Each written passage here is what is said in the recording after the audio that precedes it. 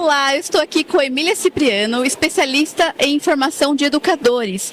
Emília, muito bem-vinda, muito obrigada por estar aqui conosco no Crescer, é um prazer. Gostaria de perguntar, professora, o que mais adoece emocionalmente o professor hoje? Primeiro eu queria dar bom dia, dizer do prazer que é estar nesse evento e colocar que como pesquisadora da área de formação de professores há 4 décadas, na Pontifícia Universidade Católica de São Paulo, me vem uma provocação inicial. O professor precisa de uma escuta, porque ele escuta, esse é um papel dele, mas ele precisa viver também esse exercício na relação com seus alunos, com as famílias. O professor precisa de um sentimento de pertencimento. Eu pertenço a uma equipe, meus pares são aqueles que vão trocar comigo esse processo. Isso é fundamental, mas ele precisa muito de afeto, porque quem cuida do professor? Ele, para ser cuidado, para cuidar de alguém, ele precisa ser cuidado. E a dimensão, eu vou tratar isso, vou trabalhar 4 dimensões do professor. O professor artesão, o professor um ser de relações, o professor um referencial simbólico, mas principalmente um ser que dá sentido. E o que faz ele vibrar?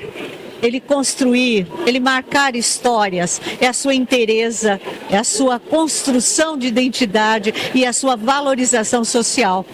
Nós falamos muito de questões estruturais, elas são importantes sim, mas existe uma coisa de marcar histórias de vida, de entender o sentido das vidas humanas, entender que o professor se eterniza, porque ele fica na memória das pessoas. Então esse talvez seja um dos maiores desafios desse tempo presente, é entender que o professor é insubstituível.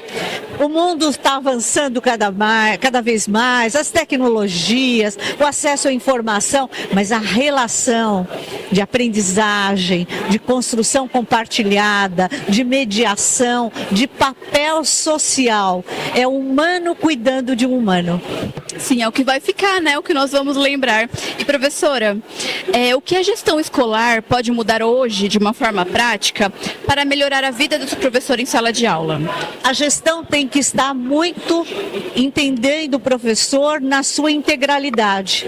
Ele tem que ter formação continuada. Momentos como esse são fundamentais para entender as necessidades que um educador tem.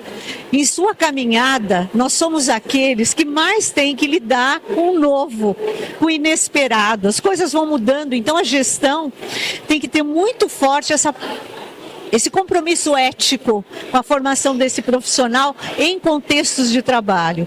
Também sinto que ele precisa de espaço e de voz, ele precisa ser ouvido pelas pessoas, ele precisa, na gestão, ser entendido todos os desafios que ele encara na cotidianidade. Porque a sala de aula, ela é um desafio permanente. Eu continuo em sala de aula na universidade, tanto na graduação quanto no pós-graduação, mas eu tenho um trabalho em escola junto com os meus residentes.